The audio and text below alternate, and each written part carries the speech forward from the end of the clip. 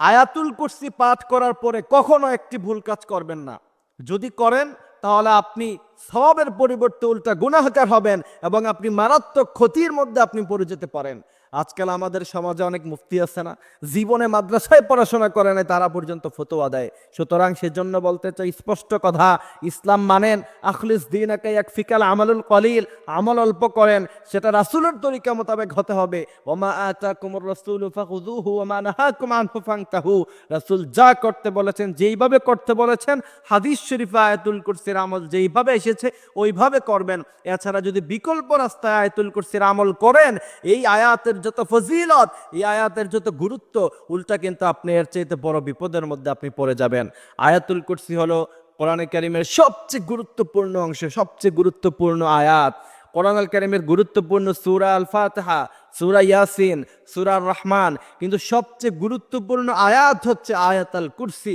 আপনি যদি আয়াতুল কুরসি পড়ে আপনি যদি শরীরে ফু দেন, আপনার শরীর মুহূর্তের মধ্যেই বন্ধ হয়ে যাবে। আয়াতুল কুরসি পাঠ করে আপনি জঙ্গল দিয়ে হেঁটে যান, জিন আপনাকে আক্রমণ করতে পারবে না। আয়াতুল কুরসি পরে আপনি মাগরিবে পরে ঘর থেকে বের হন, দুষ্ট জিন আপনাকে আক্রমণ করতে পারবে না। ছোট বাচ্চাকে আয়াতুল কুরসি পরে ফু দিয়ে রাখেন, ওই বাচ্চার উপরে কখনো বদনজর পড়বে না। এমন করে হাজার উপকারিতা আছে আয়াতুল কুরসি। কিন্তু বিশ্বনবী সাল্লাল্লাহু আলাইহি ওয়াসাল্লাম যেই আমলটা যেই সুন্দরভাবে করতে বলেছেন, বিশ্বনবী সাল্লাল্লাহু আলাইহি সাল্লামের কোনো হাদিস শরীফে আমরা পাই নাই যে বিশ্বনবী সাল্লাল্লাহু আলাইহি সাল্লাম আয়াতুল কুরসি পরে বুকের মধ্যে ফু দিতে। আমরা অনেকে কোরআন তেলাওয়াত করে বুকের মধ্যে ফু দেই, আয়াতুল কুরসি পরে বুকের মধ্যে ফু দেই না।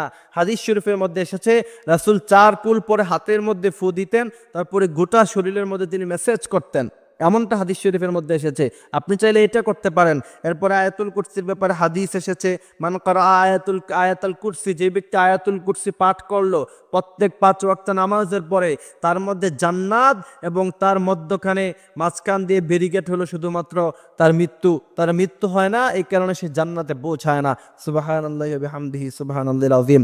এই জন্য আয়াতুল কুরসি পড়ার পরে বুকের মধ্যে ফু দেওয়া, কোন আয়াত পড়ার পরে বুকের মধ্যে ফু দেওয়া, এগুলি বিদআত।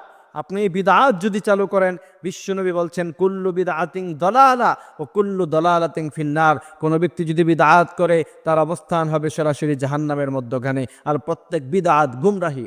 সুতরাং আল্লাহ নবী সাল্লাল্লাহু আলাইহি সাল্লাম আয়াতুল কুরসি পরে 4 কুল তিনি পড়তেন, তারপরে তিনি হাতের মধ্যে ফু দিয়ে পুরো শরীর মেসেজ করতেন। আপনি বুকের মধ্যে ফু দেন কেন? এটা তো হাদিস শরীফে আসে নাই। এই জন্য আল্লাহ সুবহানাহু ওয়া তাআলা বলেন, ওমা আতাকুমুর রাসূলু, রাসূল যা করতে বলেছেন সেটা ধরো, রাসূল যা করতে বলেন নাই সেটা ধরো না। রাসূল যা কখনো করেন নাই সেই আমল আপনি কেন করবেন? এই জন্য আয়াতুল কুরসির আমলগুলি আমরা নিয়মিত পাঠ করব। আয়াতুল কুরসি প্রত্যেক ফরজ নামাজের পরে আমরা ইনশাআল্লাহ তেলাওয়াত করব। আল্লাহ সুবহানাহু ওয়া তাআলা এই আয়াতুল কুরসির ফজিলত আমাদেরকে বোঝার মতো তৌফিক তিনি দান করুক। আমিন।